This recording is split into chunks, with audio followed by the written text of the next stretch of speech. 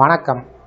இந்த வீடியோவில் சற்று முன் 6% மாத சம்பளம் உயர்வு, அரசு ஊழியர்களுக்கு ஹாப்பி நியூஸ் சார்ந்து தகவல்கள் குறித்து பார்க்கலாம்.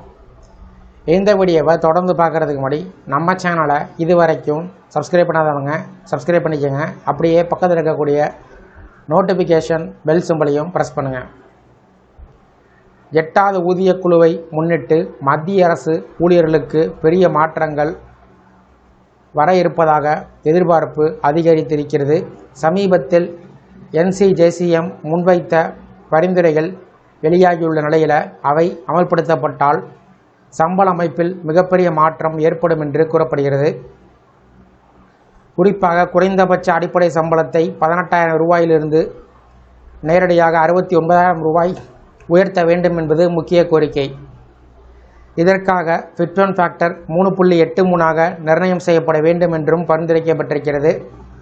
அதனுடன் ஆண்டுதோறும் 6% சம்பள உயர்வு வழங்கப்பட வேண்டும் என்றும் கூறப்பட்டுள்ளது.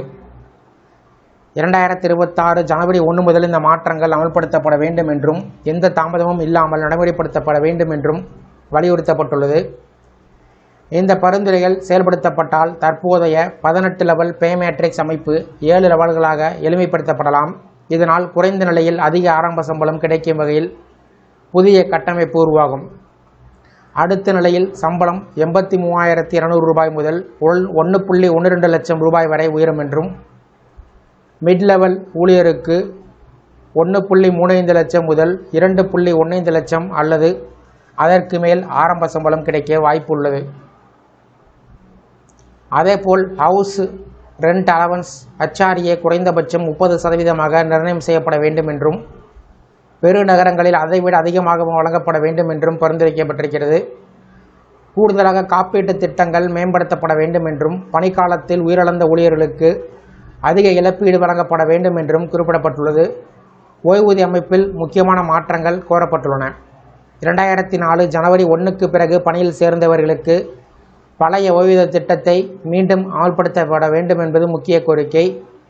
ஓய்வூதியம் கடைசியாக பெற்ற சம்பளத்தில் 67%ஆகவும், குடும்ப ஓய்வூதியம் 50%ஆகவும் நிர்ணயம் செய்யப்பட வேண்டும் என்றும் பரிந்துரைக்கப்பட்டுள்ளது.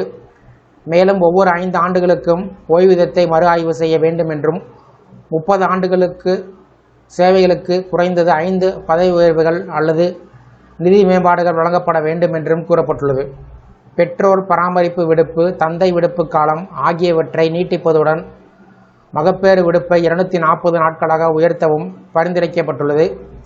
இவ்வாறான அனைத்து பரிந்துரைகளும் தற்போது ஆய்வில் உள்ள முக்கிய ஆவணங்களாக கருதப்படுகின்றன. முன்னாள் உச்சநீதிமன்ற நீதிபதி தலைமையில் அமைக்கப்பட்டுள்ள குழு 18 மாதத்தில் தனது அறிக்கையினை சமர்ப்பிக்க உள்ளது. அதற்கு பின்பு மத்திய அரசு இறுதி முடிவை எடுக்கும். எனினும் இந்த பரிந்துரைகள் அனைத்தும் இன்னும் உறுதி செய்யப்படாதது என்பது குறிப்பிடத்தக்கது. அவை முழுமையாக அல்லது பகுதியளவில் ஏற்றுக்கொள்ளப்பட்டாலே மத்திய அரசு ஊழியர்களுக்கு உண்மையான சம்பள உயர்வு மற்றும் நலன்கள் கிடைக்கும். இருப்பினும் தற்போது வெளியாகியுள்ள தகவல்கள் ஊழியர்களிடம் பெரிய நம்பிக்கையையும் எதிர்பார்ப்பையும் உருவாக்கியிருக்கிறது. இந்த வீடியோ குறித்த உங்களுடைய கருத்துக்களை கமெண்ட் செக்ஷனில் பதிவு பண்ணுங்கள். இந்த வீடியோ பிடிச்சிருந்தா வீடியோக்கு ஒரு லைக் பண்ணுங்கள். இந்த வீடியோவை உங்களுடைய நண்பர்கள் மற்றும் உறவினர்களுக்கும் ஷேர் பண்ணுங்கள். நன்றி.